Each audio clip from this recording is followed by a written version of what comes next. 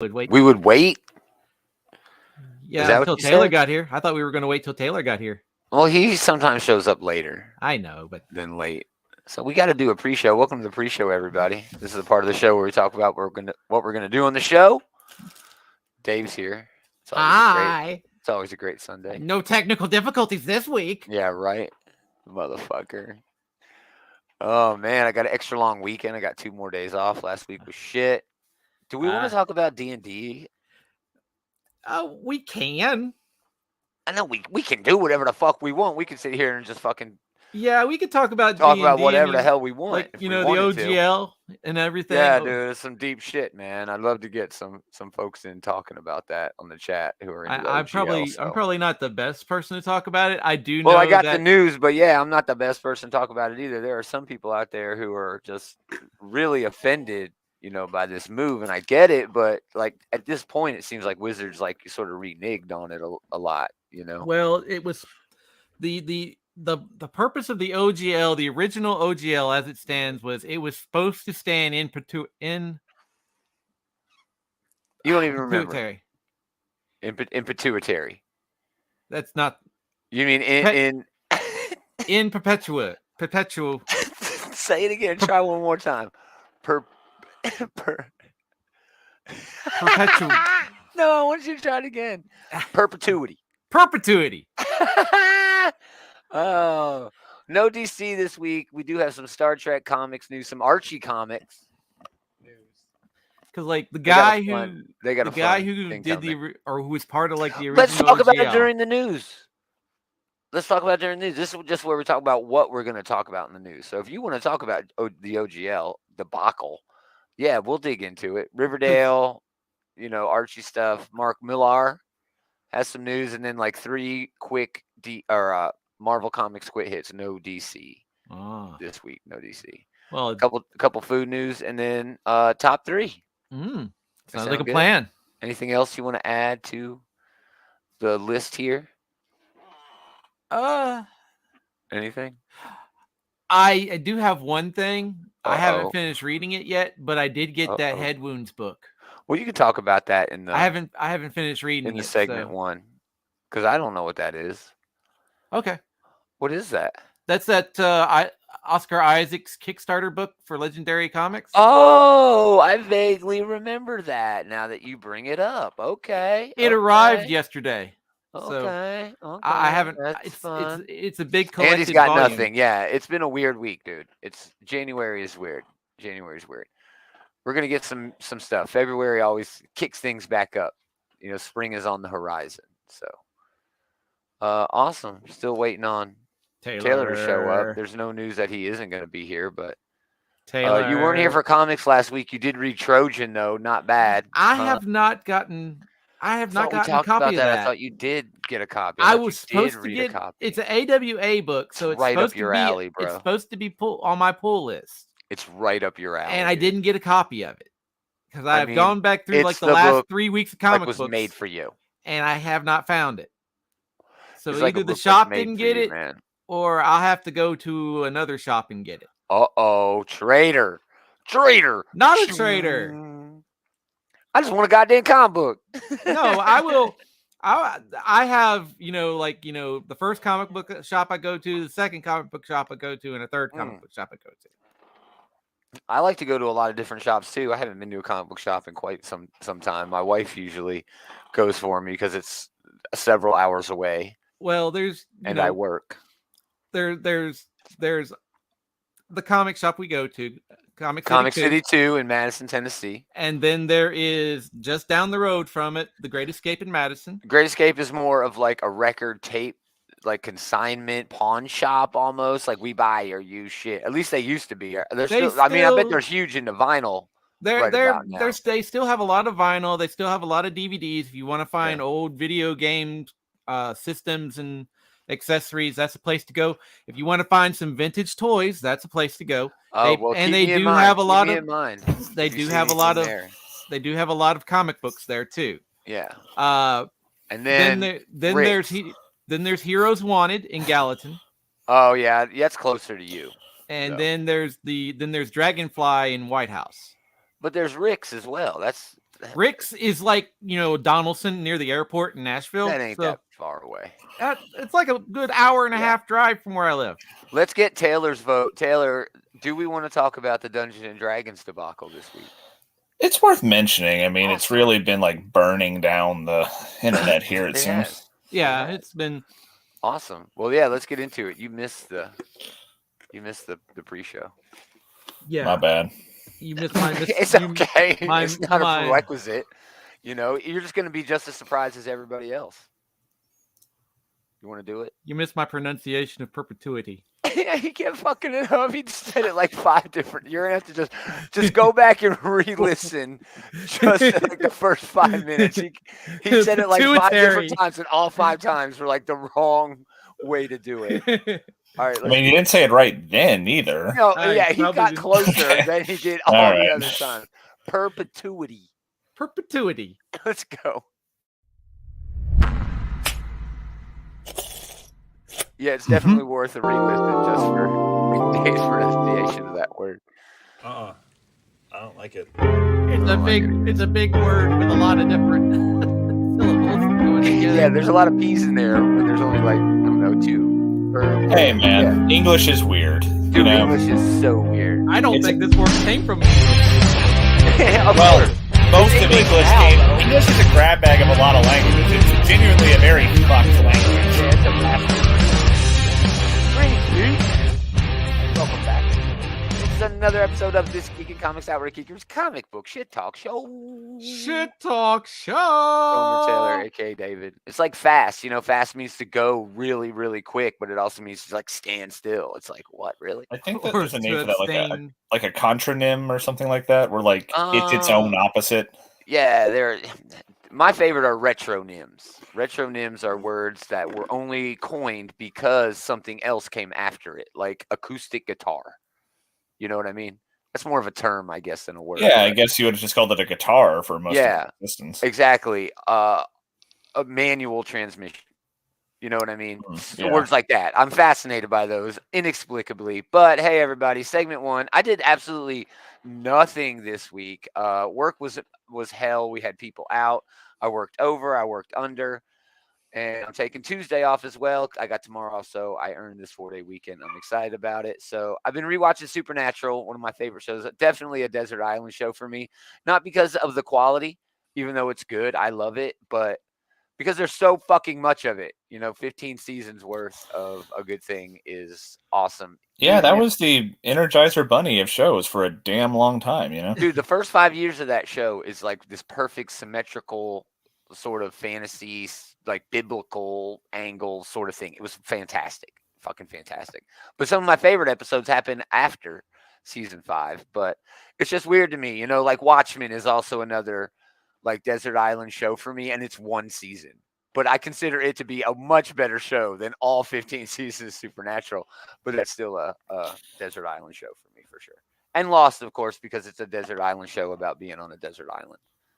That might hit a little too hard if you were like trained. I don't even like Lost. I like to think that I wouldn't have like polar bears and like smoke monsters, black site government testing facilities and shit. The Dharma Initiative kicking it. Yeah. Yeah. What'd you guys do this week? Anything? I went to go see Plane. Oh, with Gerard Butler. Yeah. It's okay to go back, Andy, now that it's been all these years later. And I say all these years, it only ended in 2019. But you should definitely. It's been a minute now. But yeah, it's been a minute. Yeah. Plane, was the new Gerard Butler movie. And if you've seen any of these other Gerard Butler movies from like the last 10 years, it's just that. The Has Fallen. Yeah, like Olympus Has Fallen, or like what was that Hunter Killer one with the submarines or whatever. Yeah, that's not necessarily an insult. They are very serviceable action movies. Does he kick a plane into a pit?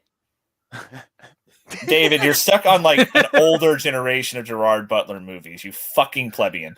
But either way, but no, all these movies are just like, they're solid action movies that are not trying to be anything more than a solid action movie, There's something there. That's a redeeming quality. They hit the target they were aiming for, and I think that's a good quality to have. A lot of times, like you say that, it hit the target it was aiming for. A lot of times movies will hit the target they are aiming for, but there's some like ambiguity there. Well, I don't think that's what they were aiming for. There's absolutely no fucking argument at all what Gerard Butler movies were aiming for. Oh yeah, you knew exactly what you're going in for. Exactly. I will point out that I think I was the only person under the age of 60 at the movie theater yesterday. But that's awesome. Oh, that's awesome. Dave, anything cool you did this week worth mentioning? I was determining if Mattel was part of Hasbro because I don't want to participate with the D&D thing and maybe boycott. Oh my God, you're boycotting going to boycott Hasbro? I don't think Mattel is part of Hasbro. Aren't they like chief competitors? Yeah, they are. There was an attempt for Mattel to be bought by Hasbro like several years ago, and Hasbro turned it down. That fell. Because there's a Tuesday of this week, there's a Mattel's Masters of the Universe Origins figure that's coming out, and I want to get in on that. So okay, well, let's put a pin in that for a second. Let's get into the news. Let's get into the news. Let's get into the news.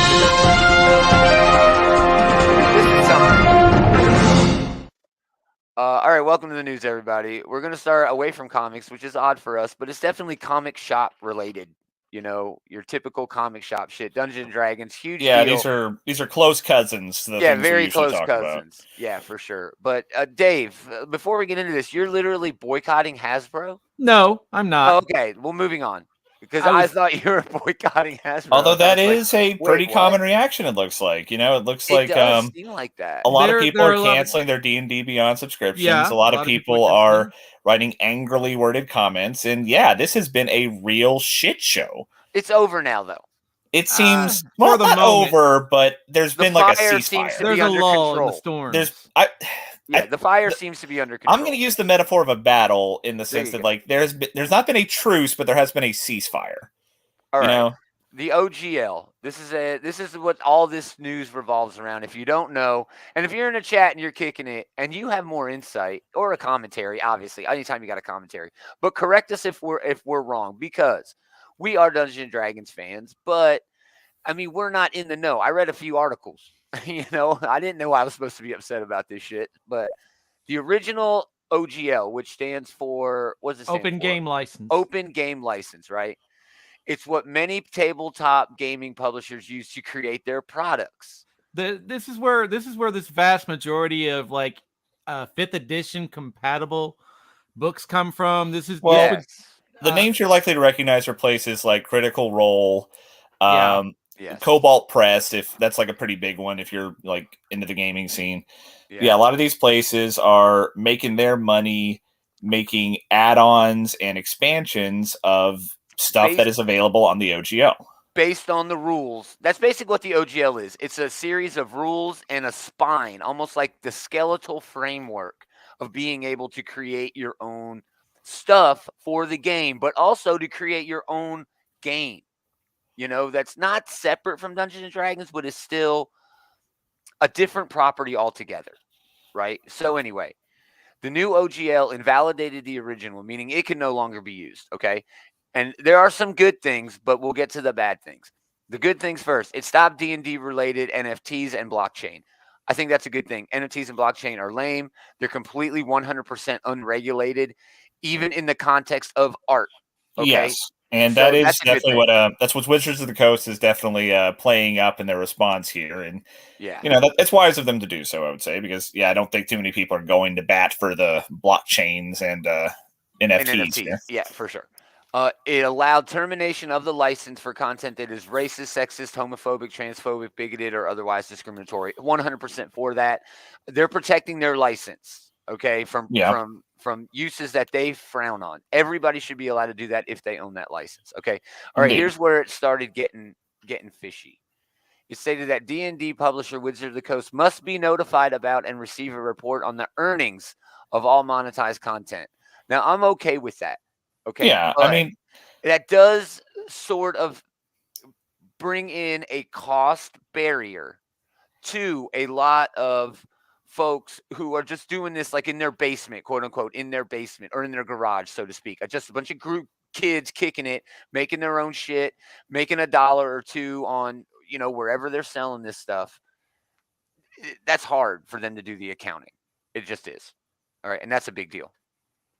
Go ahead.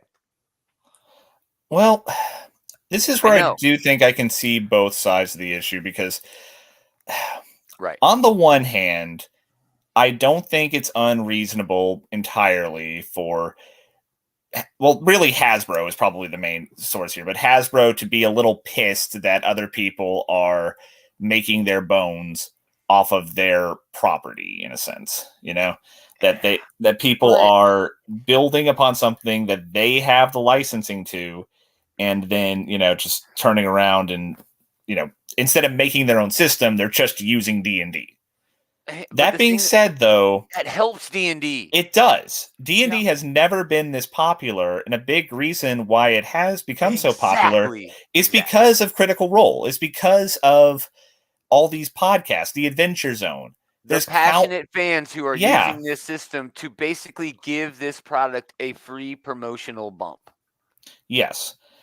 And I think that Wizards of the Coast is benefiting far more than they're losing out on by sharing this, by sharing their food with, Critical Role, and whoever. Exactly. It's, to me, it's not even food. It's like, why would you not want to give them? I compare this sort of like video games. Some video games will put out like a tool set, where you can go in. Dungeons and Dragons literally did this with a game called Neverwinter Nights, and it led to some of the coolest fucking shit ever. But that's how I see this. You're giving that to them so that you can have fun with these. Yeah. If our fan base is having fun with a decent metaphor for this would be like the way that Bethesda puts out the mod tools for like Skyrim. Skyrim would not be the phenomenon it is if not for all the modding that goes on. Exactly, dude. Without all the fun parts. Okay, so the biggest thing is in my opinion, they stated that products that use the OGL that are earning over $750,000 per year must pay a 25% royalty fee for all income above $750,000. And profit margins are thin enough that basically means there's no reason for them to do it. Exactly. Now, to me, I feel like that is the straw that broke the camel's back. It is. Yes, that is probably shut everything down. That is like 99% of the problem, as far as I can tell, among the D&D community, is that it is shutting down, that it's disincentivizing a lot of these people who contribute a lot to the game from doing any contributions to the game. Yeah, why would they want to do that if they're doing it for money? If they're going to have their margins cut, I mean, imagine just starting to succeed, being able to hire artists, and things like that. Just the basic sort of thing that you need to be able to do something big in this industry. I mean, if you're going to do something that makes a lot of splash, that means you have to get out. You have to get books bound. You have to have artwork. You have to do promotion. There's all sorts that you have to have law involved, accountants. You do, involved. Yeah. You got to have a lot of shit involved. So, in the wake of consumer action that saw the Dungeons and Dragons Beyond website, it crashed due to so many users canceling their subscription. And then a competitor, Paizo, who does Pathfinder, actually my preferred system, announced they were going to have an OGL. They're doing their own license. A move that, by the way, also crashed their website for the exact opposite reason. Wizards of the Coast has basically backpedaled on all of this. They have. I mean, I was talking to Larry at the shop the other day, and he had a good insight here where, like, that is exactly how Paizo got into the game in the first place. Exactly. They tried this exact same thing with 3.5. Yep. And Paizo, they got their start as like a gaming magazine. That's right. And they decided that since they could no longer put out supplemental materials for 3.5, they would just make their own version of 3.5, essentially. Yeah. And that's another interesting point here. Wizards of the Coast does not have a lot of teeth behind their threats here. Because that is a proof that what Paizo did, you cannot hold on to the intellectual property that really matters here. You cannot hold on to the property of like just rolling dice, Exactly. Yeah, there is no. There are court cases about that too. That you can't copyright a game mechanic, and you can't copyright dice rolling essentially. Yeah, I mean, exactly. Pathfinder, Monopoly, Risk. Whoever applied for that first, if they would have won, there'd literally be one fucking game company. Yeah. Yeah, like, it's absurd. Pathfinder First Edition was basically just 3.5 after A Day to the Spa. functionally there is very little difference. No, I don't know any difference. Yeah, they just could in very tiny, nuanced mechanics. All these people who are being driven away could very easily just put out their own 5th edition, but not, you know? And the thing about that is the accessibility is exactly the same. I don't care how you're buying your Dungeons and Dragons books online, in your shop, digital versions.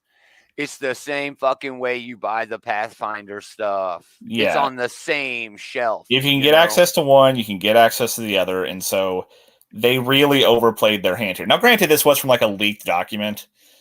Now, that's also another apparently it was angle. Like, it was in the... This was like apparently like ready to go though, you know? So they were definitely in like the final stages of doing this move. And now they just That's another weird angle to me, right? They got knocked down in the home stretch here before they could do it. It feels to me like they leaked that, you know, so they could claim, oh no, we were still just contemplating this, but now that we've got player feedback. If that was in some way or another, they made a grave miscalculation, because if they thought that was going to be a good move, it has definitely caused more trouble than it was worth. And now it's also... Sorry, I was just going to say that it's also true that they were probably counting on enough people not really caring about the legal jargon. I will say, me personally, I don't really use any of the expansion stuff. The only D&D materials I have paid for with my own money are the core stuff. Yeah, the core stuff. I have a player's handbook, I have the monster manual, I have the Dungeon Master's Guide, and I have Tasha's Cauldron of Everything.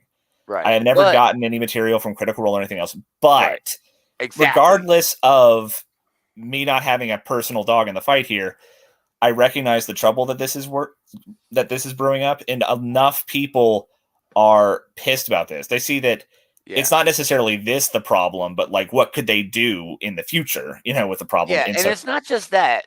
Like we said at the start of this segment, the reason Dungeons and Dragons has had such big success, such popularity over the last couple of years, is because of this functionality of the original OGL. A lot of people, this does directly impact the way that they interact with the game. A lot of them are using these supplemental materials, and even the people who aren't. Would you be playing D&D if it wasn't for the, you know, sudden rise in their success over the past few years? I would be. I mean, maybe. A lot of people wouldn't be. Exactly, I've been playing since I was in high school. I did get my first pass of the game was in 3.5.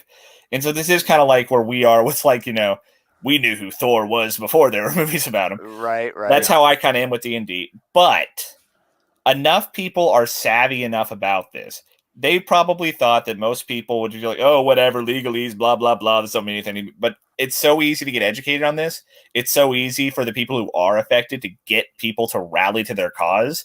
Yeah. That they really underestimated how bad this could go for them. Did Wizards of the Coast forget how smart and nerdy fucking the people who play their game are? An excellent point. I mean, there's a great meme out there right now that says that the try to sneak a legal and policies past people who read legal policies for a hobby. Yeah, I mean, they call people rules lawyers for a reason. Exactly about to say, man. Literally rules lawyers. Yeah. The one thing about the OGL that would affect others would be like the 3D printing communities. Oh, yeah. There's a whole, I mean, you're not wrong there.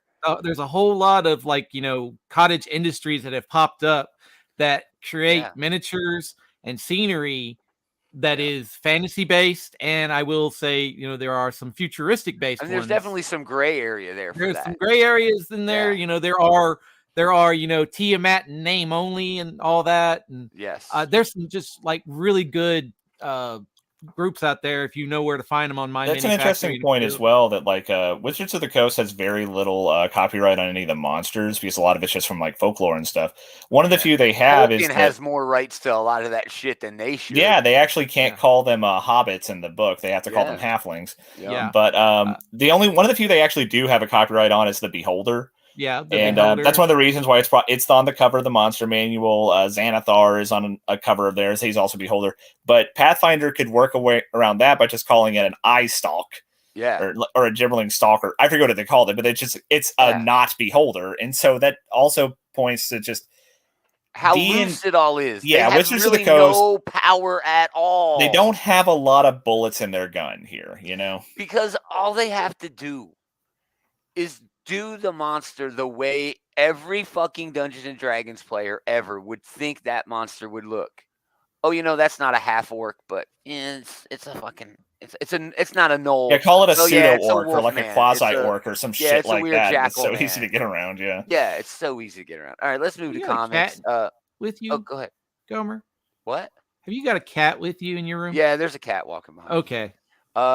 Fresh news 24/7. Thanks for stopping by, man. How to get sweat fingerprints off of my single issue comics? The best. There's way to a do that, great man. If you figure it out, let me know. on YouTube. Yeah, the best way to do that is to reread them while eating Cheetos. That's the best way to Gomer, do it. don't give terrible advice. That way you will never notice those fingerprints again. There's a terrific tutorial on YouTube if you know where to find it. Thank you, David, for giving the real advice here. Moving on. Oh, that's a hell of a low res image. IDW. Oh, just one last word. Sorry about the D&D yes, about stuff. D&D. It looks like Wizards of the Coast, as far as I can tell, is backing down. Yeah, I said. Yeah, they backed they down. are. Well, they so I just wanted to the note I wanted to end on here is: will that matter? Has the damage already been done? Oh, yes, I believe the damage, at least to some extent, has been done. They're rolling out their new edition. They aren't calling it 6th edition. They're calling it like 1D&D or whatever. I'm going to call it 6th edition. But they're rolling that out, I think, either at the end of this year or they're rolling it out next year. Yeah. And it'll be interesting to see if they can smooth things over between now and then. I think they will be okay. I think Hasbro. I don't think there is any danger of Dungeons and Dragons dissolving anytime soon. I don't. No. Dungeons and Dragons always has been, and probably always will be the the trend setter. It will be. Right. It is the core tabletop RPG. It is the one around which everything else bases itself. I don't see that changing because of this, but. Boy, they probably did lose a lot more money than they gained by trying this shit.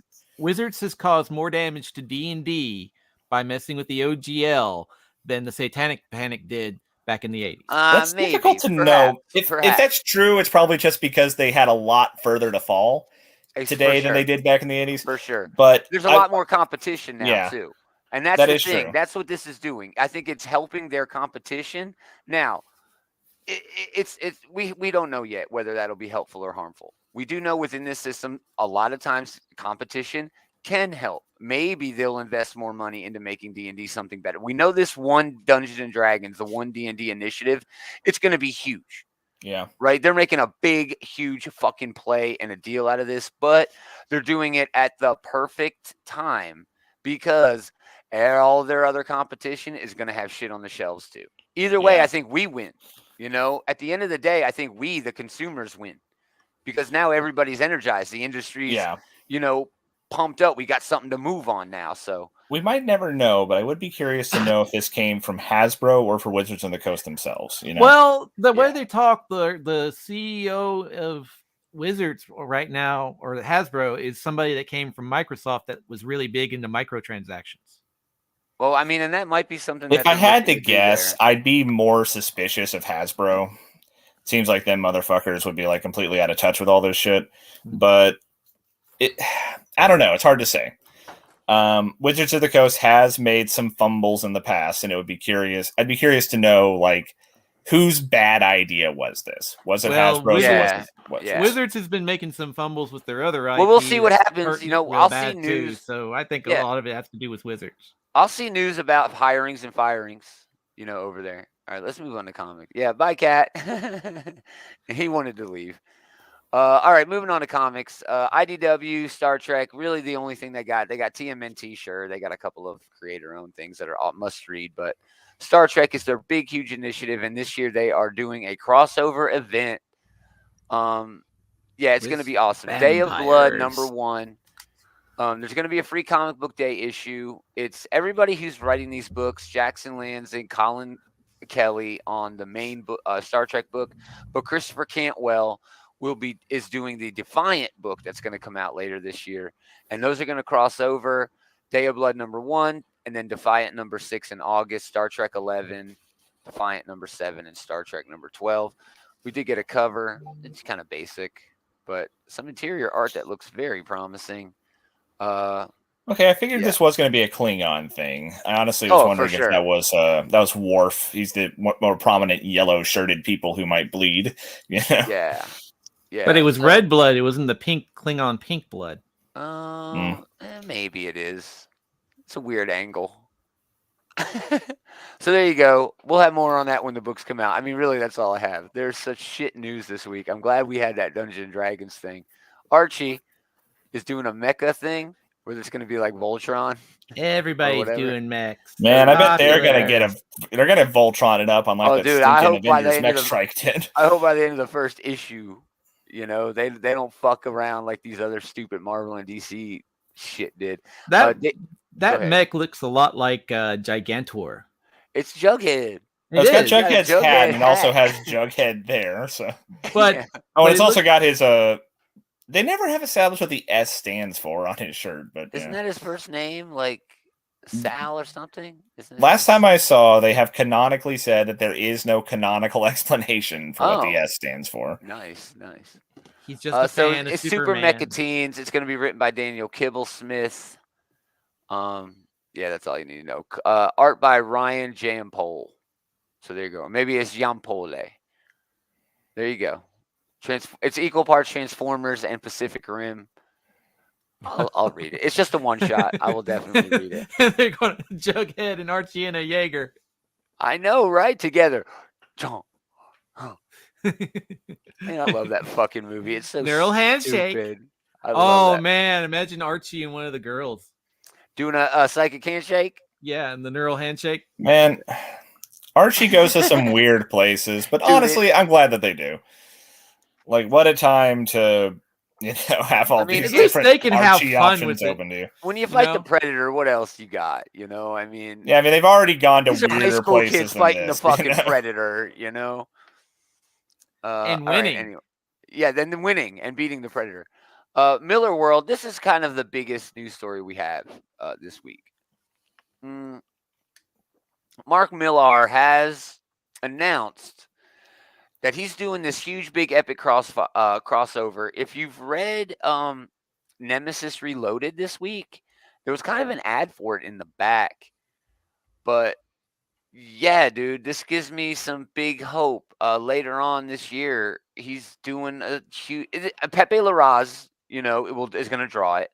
I mean, this could be literally the greatest thing ever, or the biggest fucking mess ever created. 24 different properties crossing over. Oh Lord, yeah, that is a lot. 24 different franchises. Like even Marvel and DC usually don't have that many, pieces in the puzzle that they're trying to fit together.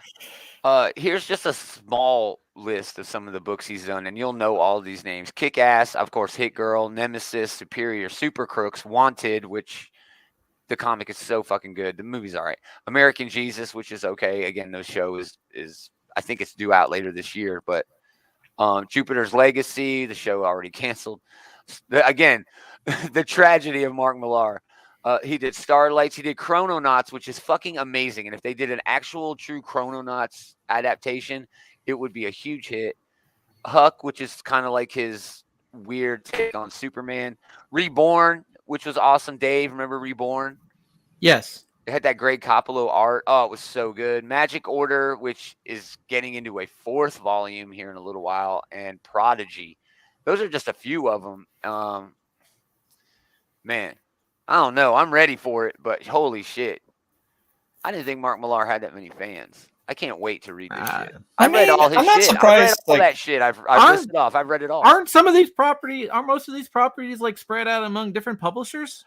Well, Kick-Ass and Hit Girl originally started at Icon, which was Marvel's independent publishing line. But no, the rest of them have been at Image. As far as I know, the rest of those, maybe Super Crooks was at Dark Horse. I'm trying to think. But I thought that until recently, Hit Girl and Kick-Ass were not at Image. The last Hit Girl series was at Image. Yeah, no, they're both at Image. That speaks to me that they have already resolved that copyright issue. So it's whatever. Maybe it is. If they're publishing the character at a different publisher, they have resolved it. So that is a bridge they have already crossed. Yeah, for sure. But still, it's amazing though. You're not wrong. Yeah, a multi-publisher crossover is pretty. I feel like this. I can't help but feel like this would be a bigger deal, like 7 or 8 years ago. Yeah, when Mark Millar was more the world was his oyster. I feel Yeah. like it's been a good while though since that was true, I think. Yeah, I don't know. I really love Chrononauts. This has some potential. So These things definitely have their fans. I mean, yeah. he's able to keep producing stories and producing these properties because they definitely does have a following. I'm Yeah, just for saying I sure. don't think that following is today what it once might have been. Yeah, for sure. All right, last bit. A couple Marvel quick hits. Before we get the new Guardians of the Galaxy series, we are getting a Groot miniseries. It's a 4-issue miniseries. Dan Abnett is writing it. Damian Cucchiaro is doing the art. It comes out 5/3. Monster Hero Guardian Groot. See a side of this iconic character that you never could imagine. When Groot #1 hit stands this April, that's really the only news we have about that. Is that Captain Marvel on the cover with him? I don't. I think that's like one of the Captains Marvel. I think that might have been Marvel's original costume. Is that Marvel or is that the?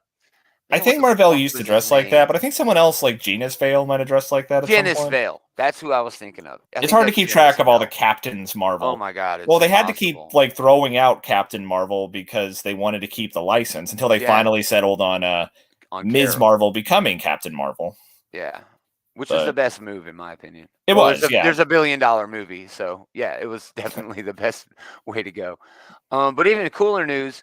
The Black, White, and Red series of books continues with a great choice. I mean, honestly, if we were to sit here and guess, because they've done Deadpool, Wolverine, I don't even remember. They've done so many of these. Moon Knight, I think they did.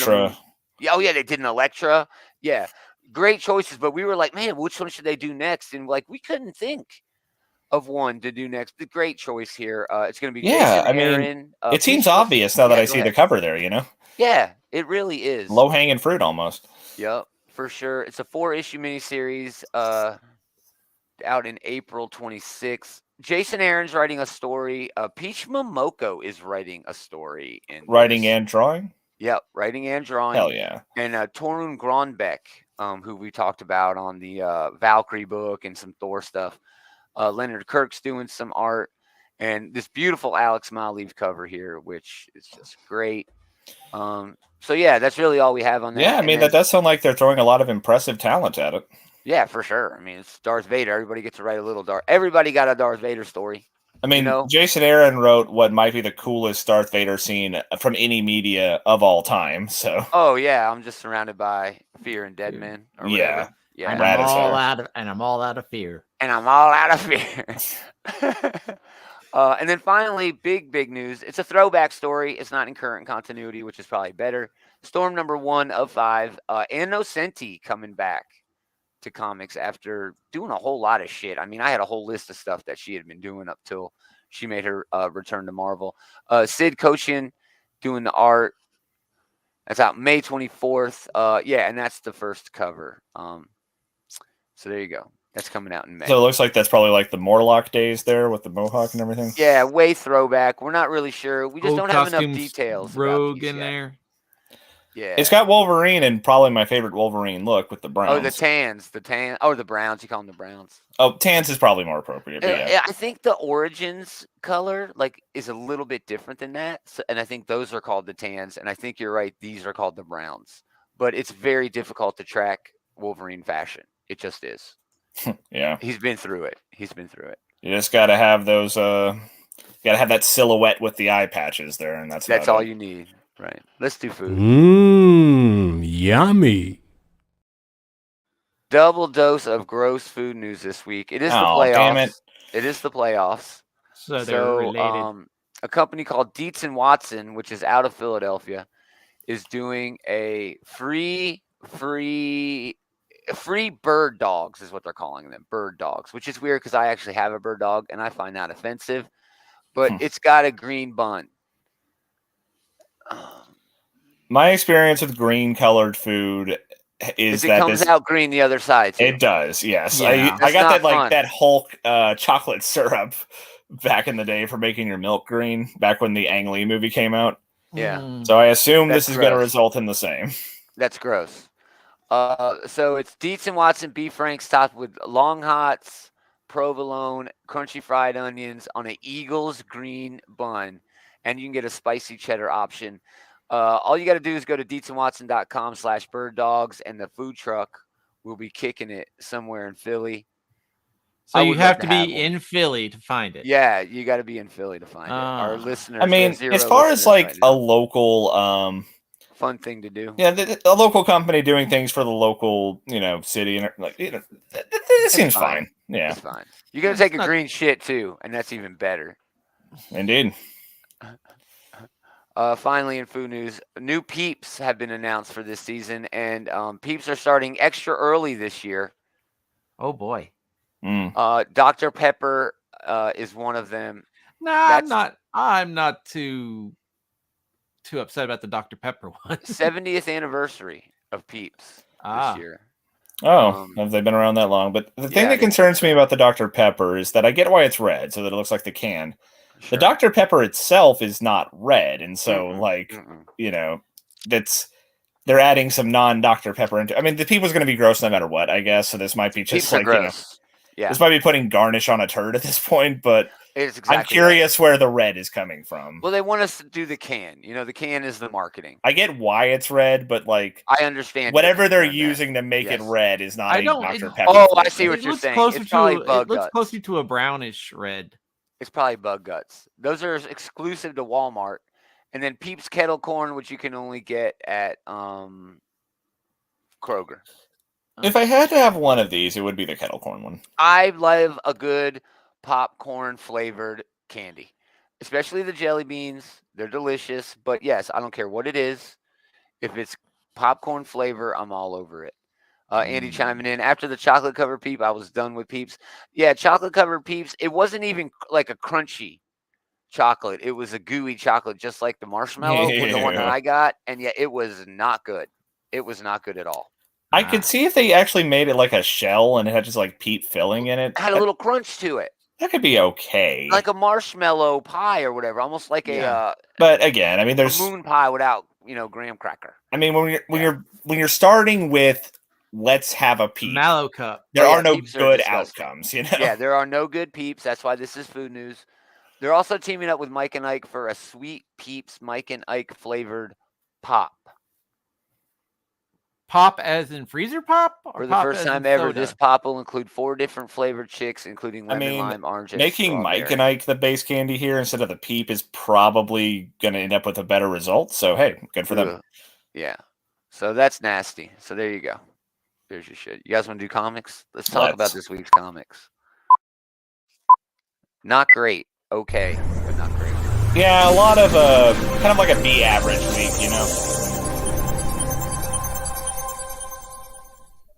Mention this week is 10,000 Black Feathers, the Bone Orchard mythos, finally wrapped.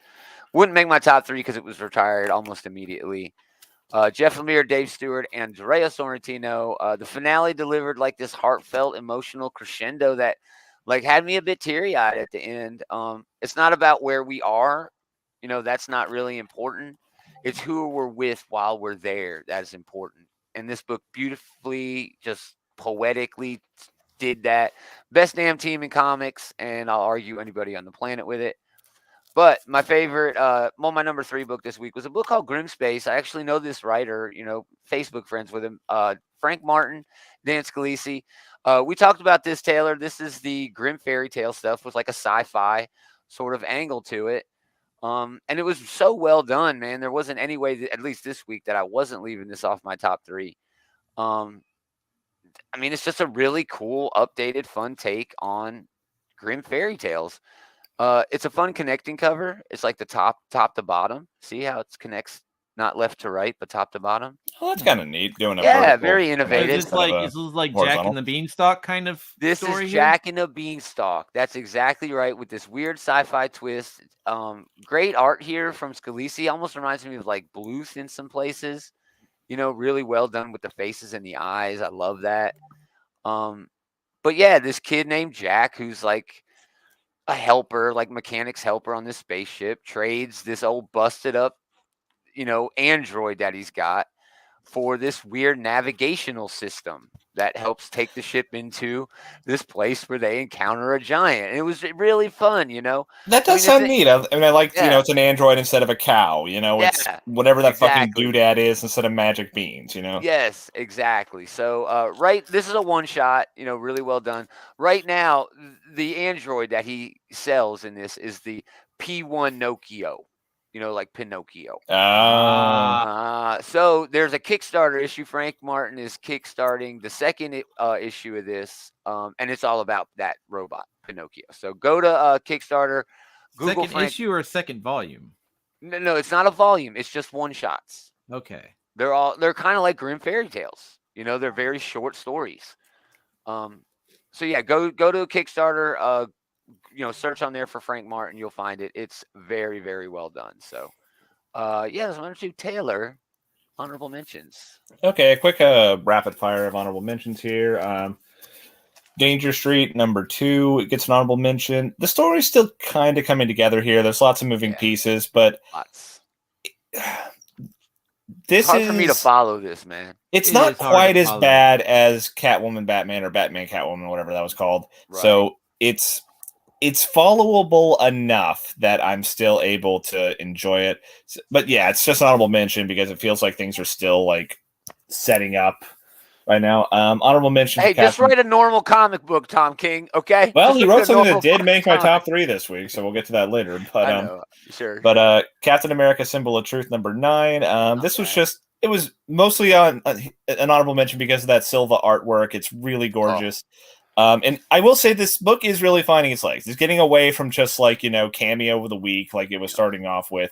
And I'm enjoying this a lot. This book is building up to the Cold War event, and it feels like it. Yeah. That's my one takeaway from it that drew it away from my top list this week. I'm sure you enjoyed them bringing in some of that stuff from, what's his name? But yeah, that run with like Dimension Z and everything. Oh yeah. Nomad, little Nomad boy. Yeah. Yeah. I love that Dimension Z shit. It was so stupid. I fucking loved it. I can't remember the name. He also wrote like Uncanny X-Force or whatever. Or Uncanny Avengers. Remender, that's the guy. Yeah, Rick Remender. Yeah, one of my favorites. He wrote Uncanny Avengers too for a while. Yeah.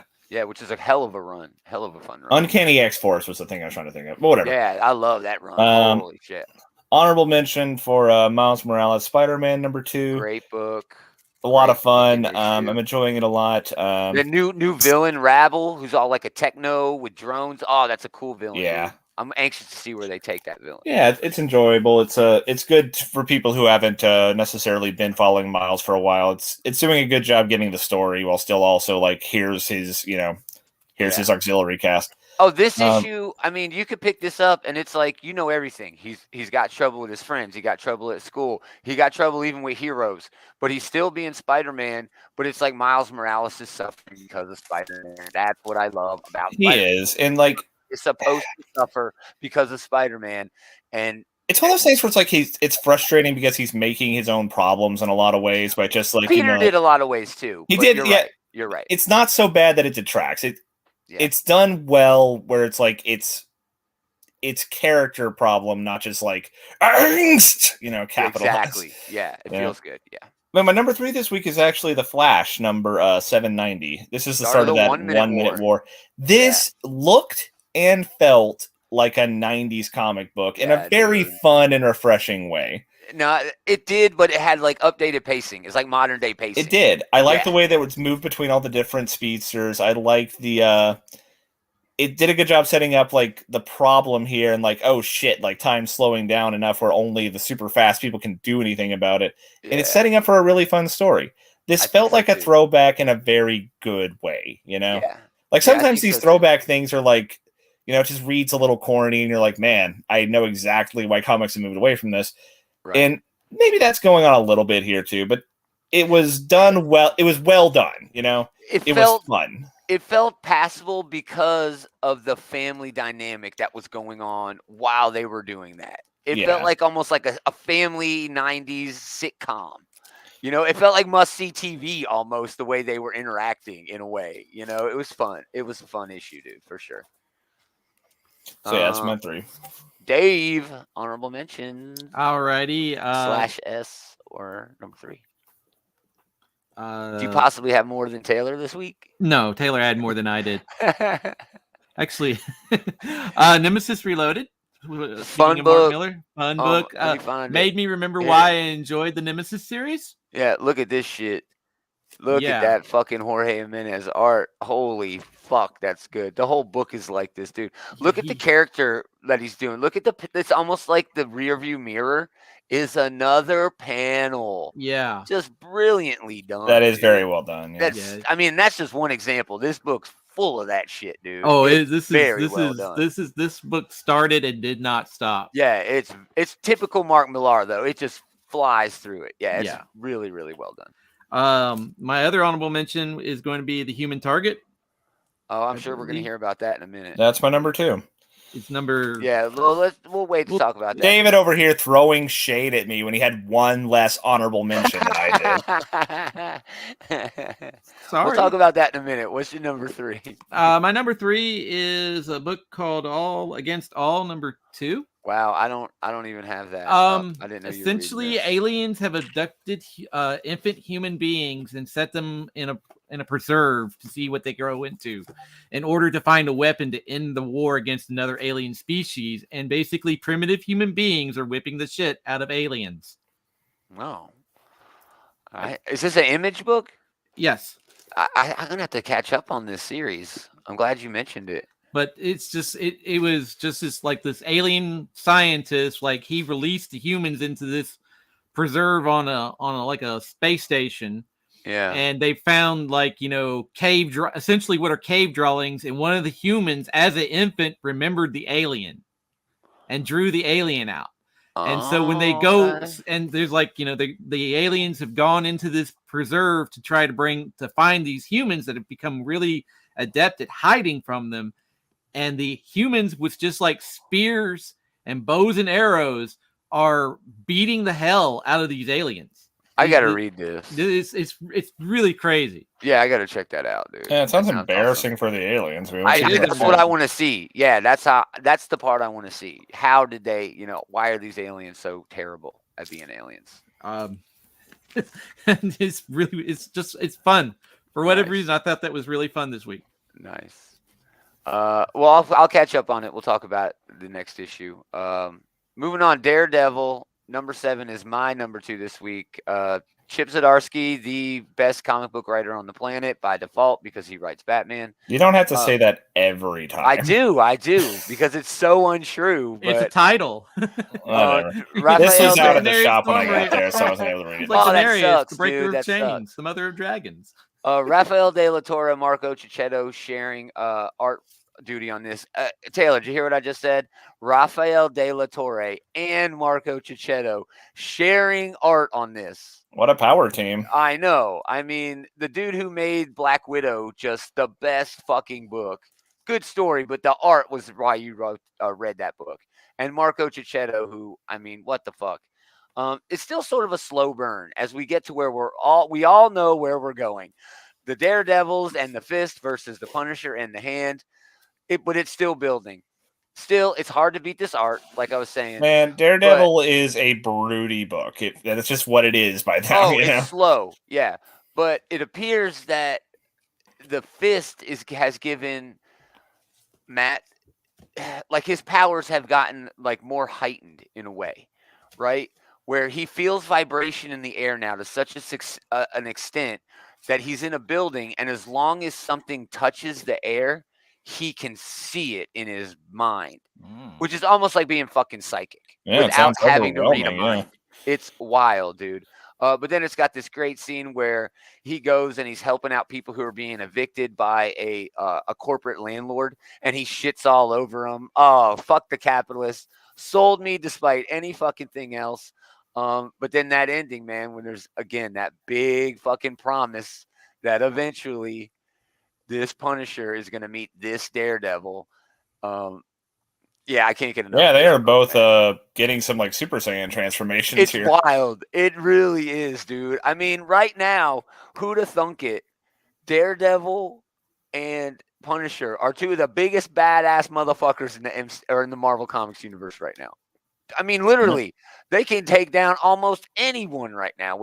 They each got like the power of gods right now. It's just wild, dude. Just really fun stuff. The best part about it is it's Jason Aaron and Chip Zdarsky, literally two of the biggest names in the industry, just having a good fucking time writing good fucking comics, and it's hard to deny that. So, Taylor, number 2. My number 2 was The Human Target. Oh, my bad. That's the wrong Tom King book. Wrong Tom King book, my friend. Sorry. Great cover here. It is. This has been one of those like hard-boiled noir type stories from the beginning, and things are finally starting to come together. Yeah, he's starting to figure out like what exactly. Okay, so the big like shocking midpoint scene was him murdering Guy Gardner, but turns out he did not, in fact, murder Guy Gardner. Shocker! I think we all pretty much knew that it was a misdirect. It seems like a classic noir misdirect. In a lot of ways, yeah, but it's being really well executed here. This wasn't as strong as last issue, which really like fucking played up just what a fucking presence Batman is without him ever actually being in the issue, and that was amazing. But this one's kind of like taking a bit of swerve here, and we get to see him hanging out with this fucking dumbass Gnort the whole time. Gets Gnort drunk. Yeah, Gnort is such a lovable idiot. Dude. Yeah. Every kind of story needs that, dude. Especially when I like how you brought up the last issue, because it's King having fun with these weird tropes with these characters that he can just play off of. Everybody knows. Anybody who's reading this is a DC fan and knows who Gnort is and knows that this is perfect Gnort. You know what I mean? Yeah. It's almost like a gift where Tom King is a fan writing a love letter to fans. But again, it's like the Tom King effect, man. I just have a problem with him in a lot of ways that he writes things. And he's hit or miss with me. And this is, I don't know if it's a hit yet. Some of the issues of this series are, that was fucking just perfect. But then others, it's just like, oh my God, what is he doing? But this was a good issue. Very good issue. Really fun. I especially enjoyed how he took down Guy Gardner in this issue. Yeah. Slapped him with peanut butter. And then basically he's like, I got an EpiPen. I need your so cooperation. Silly, dude. I don't know. It's Tom King having way too much fun. And maybe that's what the I'm art about, and the art in that Stop one having panel. Fun, man. The art in that one panel was almost reminiscent of when Batman punched Guy. Oh yeah, I think that's exactly what they were going for. Yeah. I think that's what they were going for. They have referenced One Punch at least twice now between this and the last one. Yeah. Well, there was a cover too, I think, with the punch. That's I don't know. Anyway, very good. That was Sailor's number 2. Dave. Alrighty. 2 book of the week. In keeping with theme from my third pick of the week, my second pick of the week is also humans beating the shit out of aliens. Predator number 6. Oh, see, I didn't grab that either. You read such diverse stuff. I can't grab every cover. But yeah, I'm not reading David, Predator or Alien. But this quit enjoying stuff. Theta has finally found the Predator responsible for murdering her family. Oh, okay. And with the aid, the one missing the fang, the one missing the mandible. Yeah. And with the aid of the crew from the company that she's on the run from, they are able to slow it down enough for her to kill it. A lot of people wins. She did. A lot of people die, but this series here brought back a lot of memories of like a bunch of the old Dark Horse Predator books from back in the day. Oh, that's cool. That's always fun. But she ends up killing this predator, beheading it, and then leaving its head on a pike, which is like reminiscent to a bunch of Predator stuff from like Dark Horse days. Nice. And then she's like, there's probably a whole race of these motherfuckers. I'm going to kill them. Oh, so it's going to continue. She's going to continue. But the next, this is the end of this particular series. And they did tease another series coming. Nice. So, nice. But it's hard for me to get into these Predator. But I like that universe. I'm just not that big of a fan. You know. I am pleasantly pleased with how much of a feel of Dark Horse Comics that the Marvel Comics currently possess for Alien and Predator. Because I know you were a fan of those. You were a really big fan of those books. So nice. They were actually some of like the first Dark Horse books I did get back in the day. Nice. Them and Terminators. Yeah. Well, I definitely read some of that Terminator stuff. All right, let's go to number one. My number one book of the week, Lazarus Planet Alpha, number one. Mark Waid with Riccardo Federici doing the art. There's a backup story by Gene Luen Yang and Billy Tan that was just okay, but this spins directly out of Batman versus Robin number 4. This shot is the last page of Batman and Robin versus Robin number 4, where are you all right? Did you sneeze?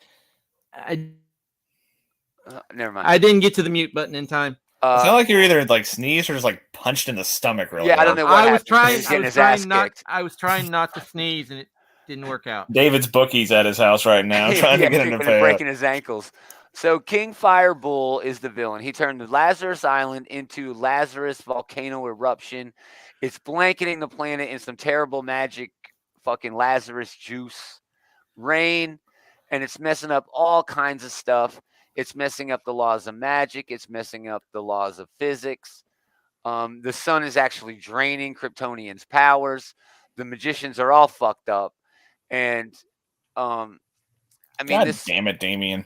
Yeah, this starts off with Batman. He's really hurt. Damian, his parents, Alice Black are flying away and they crash. All the alerts come in. I mean, a whole lot happens, dude. All right. I mean, Swamp Thing and Poison Ivy are fighting Nephist, what's the fuck's his name? Nahazo, whatever that demon. There's a lot of fucking shit happening. Okay. It's just like almost like Squirrel. Oh my God, now what's happening? Squirrel. Oh my gosh, now what's happening? But Mark Waid, the master like he is, just takes us from every fucking thing that's going on to every other little thing that's going on in masterful style. And by the end, Batman is all fucked up, dude. He's all demonized. I'm sure this is just a ploy to sell toys. I mean, I don't even know why I'd say that. I don't give a shit. This is the start of another really fun, cool, different, unique sort of event going on over at DC Comics. The last one was my favorite event of last year. This one is shaping up to be just as exciting. I don't even know what events Marvel has planned for this year. I know we have a new Avengers. I know we have whatever Hickman is doing. Those to me don't feel like these big encompassing universe-wide sort of events. You know, that's all the heroes are involved. Are you fucking kidding me? Everybody is fucking here. I can't name half the motherfuckers in this picture, but they all there. So yeah, man, just really fun. I'm an event guy. I love big, huge comic book events, and this is shaping up to be one of those. So Lazarus Planet Alpha number 1 is my pick of the week. Taylor, number 1 book of the week. My number 1 book of the week is Wolverine, number 29. Oh, man. It was wild. Did Wolverine even say a word in this book? He narrated a lot. He narrated it, but yeah, I don't think he verbalized it like the very, very end when he finally claws his way out. But yeah, this was such a Ben Percy has such a finger on the pulse for this character, you know? Yeah. Like he does such a good job, like finding a diegetic way, like an organic way to kind of go through Wolverine's very traumatic past, you know, to like go through all the pain that he's gone through. And this cover alone tells you. Yeah. You know? And I really like the way that he has a good way of like writing stuff that a lesser writer, it would sound like up its own ass, but it works so well here, you know, like my life is defined by pain. I basically am pain. And like my whole purpose of my existence now is to try to keep others from having that. But then like Sabretooth, he's hate, but he's the thing that's underneath hate, you know, he's that primal vileness that's so out there in the world, you know, that Wolverine like is trying so hard to save others from. And it works so and including himself. Yeah. Like this story arc with Beast just putting Wolverine through this hell has been such an amazing. This is one of my favorite Wolverine story arcs in a long, long time. And I have enjoyed the hell out of Ben Percy's entire run, but this arc still takes the cake, you know? Yeah. Yeah, it's very well done. Accompanied by that Juan Jose Rip art, who just it's just so visceral, his art. You know what I mean? It worked perfect for this. It's weird because Juan Jose Rip is known for writing this organic sort of stuff where he can do guts and gore really, really well. But that translates so nicely to all the Krakoa shit that was in this, where Sabretooth is like it's Krakoa making Sabretooth out of, bushes and weeds and stuff. But it was so fucking beautifully, brutally visceral. And I don't know if I would want any other artist to do this. Juan Jose Rip is nailing it so I can't think of another writer who would have nailed the story this well, and I can't think of another artist who could do this with the material, you know? Yeah. Excellent choice, dude. Excellent choice. Yeah, Wolverine's just fantastic. And a great accompaniment to X-Force, Yeah, I mean, they're really great sister books. Yeah. That leads us to our number one from Dave. All righty. What is it? Black Cloak number 1. Oh, see? Ooh. It never fails, does it? No. I could not get into this. Kelly Thompson and Meredith McLaren.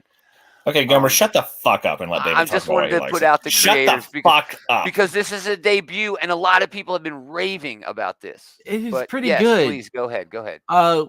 Basically, we live in a world where, fantasy creatures live in like a noir type era.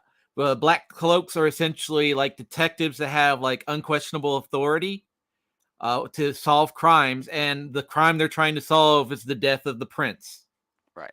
The prince ends up in basically like a brothel house, and it just starts off like that. One of our Black Cloaks is an exiled princess, I believe. I'm not exactly sure. And so she was actually my feeling of it. Yes. She was betrothed to the murder victim, essentially. Exactly. But apparently she decided to leave to become the cop that she is. Yeah. I don't think she. It feels like that. It doesn't feel like she was rejected. It feels like she is the one who rejected him. She alludes in the book that her exile wasn't of her own volition. She was exiled against. It wasn't her decision. Yes. To leave. Yes. Yeah. But it starts off with like a mermaid beaching itself essentially, and we go from there.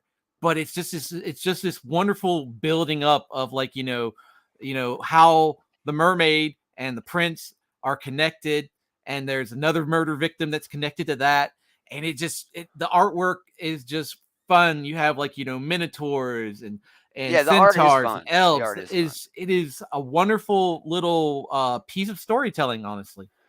No, I agree with you. I just couldn't get into it. My notes, this plays out like a police procedural in a fantasy world.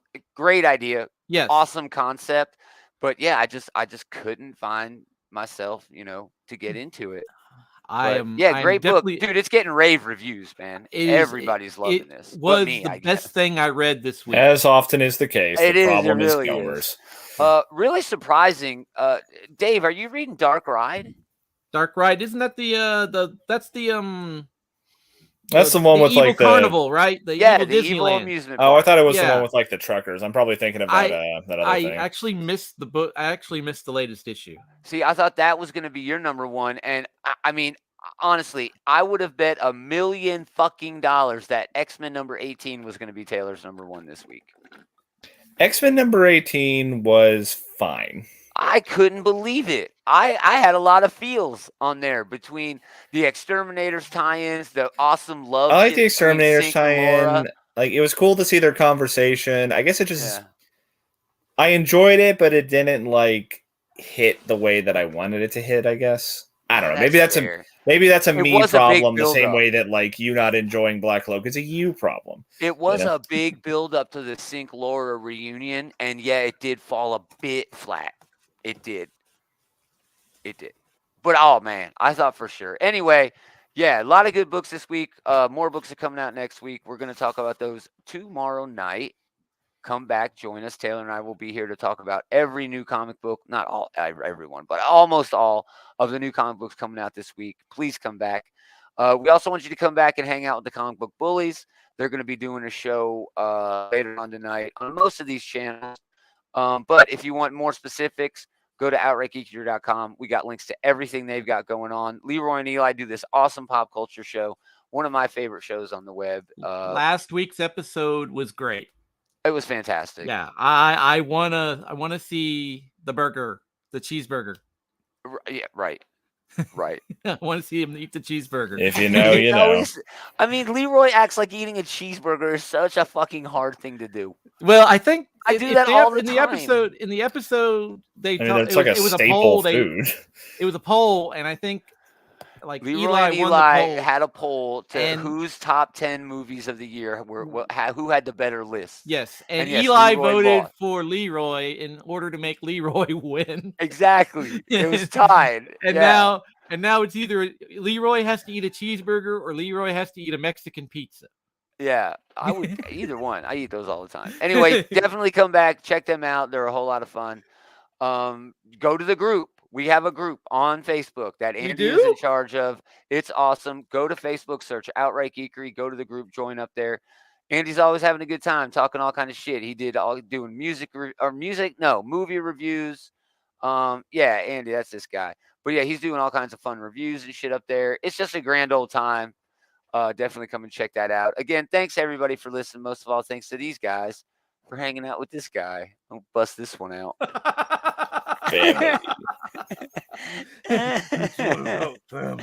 We're gonna do it again next time. Same geek time, same geek channel. Man, I heard he's gonna also drive his car. I'm glad that David recovered so fast from like his bookie coming in and just beating the shit out of him. Smashing his kneecap. I had to give him the money.